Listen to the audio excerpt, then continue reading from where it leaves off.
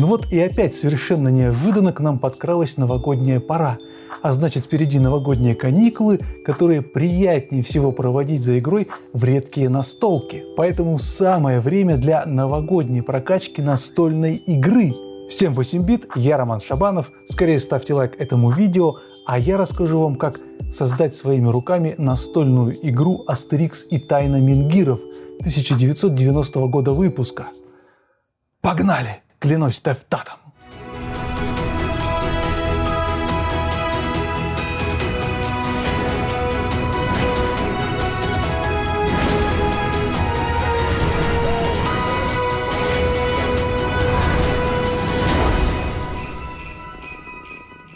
Астерикс – это один из любимых анимационных персонажей моего детства. Я уже рассказывал его историю в своем обзоре БД-комикса «Астерикс из Галлии». На секундочку, в этом году вышел 40-й альбом о приключениях маленького Гала под названием «Белый ирис», который постепенно переводится на русский. Ну и так как я обожаю Астерикса и Обеликса, в какой-то момент мне стало любопытно, а есть ли настольная игра по мотивам этой франшизы? По примеру черепашек-ниндзя, которые в 1987 году получили свою простенькую, но интересную настолку ТМНТ Pizza Power, о которой я уже рассказывал. Первым делом я отправился на eBay и написал в поисковом запросе Asterix Board Game. И, как выяснилось, за более чем 60-летнюю историю у маленького Гала накопилась целая россыпь настольных игр. Но мое внимание привлекла вот такая коробочка Asterix The Board Game. Из всех игр, которые я посмотрел, она показалась мне наиболее любопытной.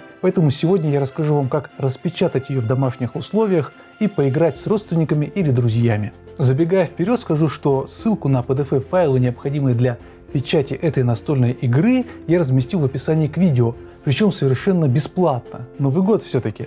Но не забывайте, что канал можно поддержать единоразовым донатом или подпиской на Бусти. А теперь приготовьте ваши очумелые ручки. Для игры в Астерикс и тайна Менгиров нам понадобится колода из 36 карт, 33 фишки трофея, игровое поле, 15 менгиров и 4 игровые фигурки. Все эти компоненты я воссоздал по фотографиям с eBay и просто найденным в интернете. Колода карт изготавливается простой двухсторонней печатью. Свои карты я распечатал и заламинировал в типографии. Так они прослужат дольше. 33 фишки трофеев. Это вот такие кружочки с картинками, которые для удобства я наклеил на картонную основу. Думаю, быстрее всего будет распечатать их на листе обычной бумаги, потом наклеить этот лист на картон и затем вырезать ножницами. Главное, чтобы картон был не слишком толстым, иначе с вырезанием возникнут проблемы.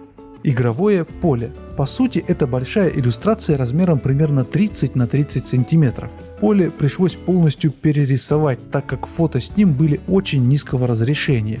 Его проще всего распечатать в типографии на большом листе, но я добавил макет, состоящий из 4 фрагментов, для печати на домашнем принтере. Распечатали, вырезали, склеили скотчем. 4 фигурки героев. Это не обязательный элемент, так как фигурки можно заменить любыми другими, но для аутентичности, конечно, лучше распечатать, вырезать, согнуть и установить на подставке. И самый трудоемкий элемент – 15 менгиров. В оригинале они были пластиковыми, но мне кажется, печатать 15 таких штуковин на 3D принтере будет слишком дорого и расточительно, поэтому предлагаю сделать их из плотной бумаги. Схема такая же. Распечатываем 2 листа с макетами, аккуратно все это дело вырезаем, сгибаем и склеиваем. Скажу честно, с менгирами придется повозиться, хотя, конечно, их можно заменить какими-нибудь крышками, ну или чем-то подобным. Главное, чтобы они полностью могли накрыть вот эти вот фишки трофеев. Ну вот и все элементы игры у нас готовы. Теперь осталось разобраться с правилами.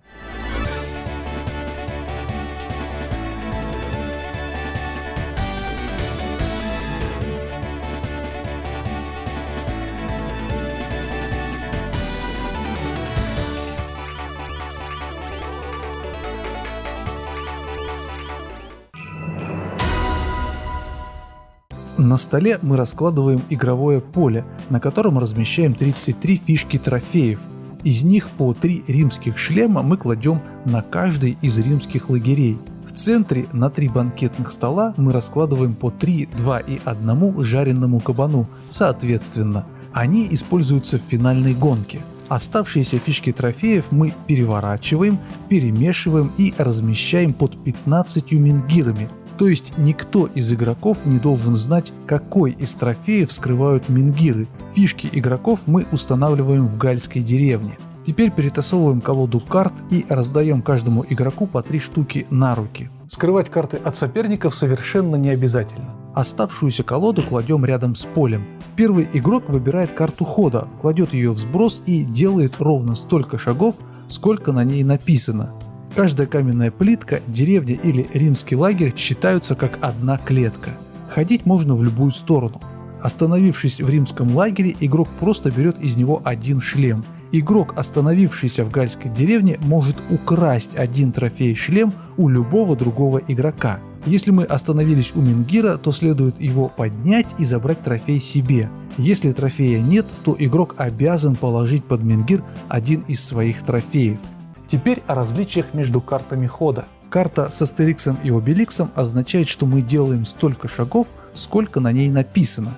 Собачка Идефикс обозначает, что игрок сначала совершает указанное на ней количество шагов и затем заглядывает под мингир. Если трофей его устраивает, то игрок его забирает и заканчивает ход. Если нет, то мы отправляем Идефикса к любому соседнему мингиру и берем или кладем трофей из-под него. То есть у нас появляется возможность сдвинуть ход на 1 клетку.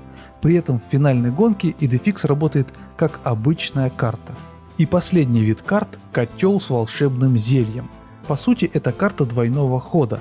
Сначала мы совершаем число ходов, написанных на зеленом облаке. Делаем все как обычно. Берем шлем из лагеря, заглядываем под мингир или крадем шлем у противника и затем совершаем еще 3 хода в любом направлении и опять повторяем действие обычного хода. В финальной гонке волшебное зелье также дает двойной ход.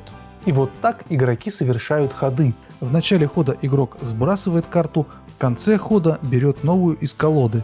Постепенно сброшенные карты образуют новую колоду, и когда изначальная колода заканчивается, вы просто перетасовываете новую колоду и берете карты из нее. Когда в римских лагерях заканчиваются шлемы, наступает время шумного банкета. Игроки с тех мест, на которых остановились, начинают гонку за жареными кабанами.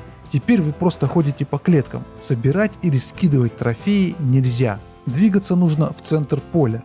Игрок, первый достигший застолья, получает 3 жареных кабана, второй – 2 и третий – 1. Когда все трофеи разобраны, игра заканчивается, и игроки производят подсчет очков следующим образом. Трофей римский шлем – это 1 очко за каждый. Трофей жареный кабан – 2 очка. Трофей амела – 3 очка. Трофей тухлая рыба – минус 3 очка. Ну а побеждает игрок, набравший наибольшее количество очков. В заключение скажу, что я тестировал эту игру как со взрослыми, так и с детьми.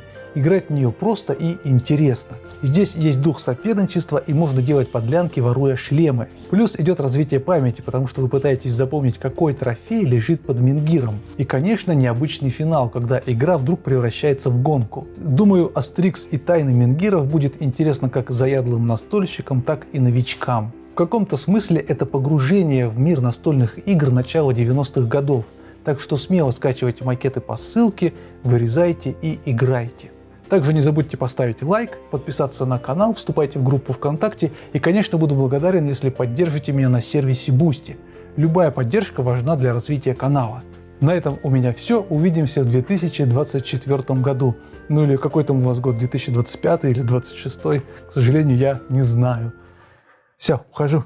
We wish you a Merry Christmas. We wish you a Merry Christmas. We wish you a Merry Christmas and a happy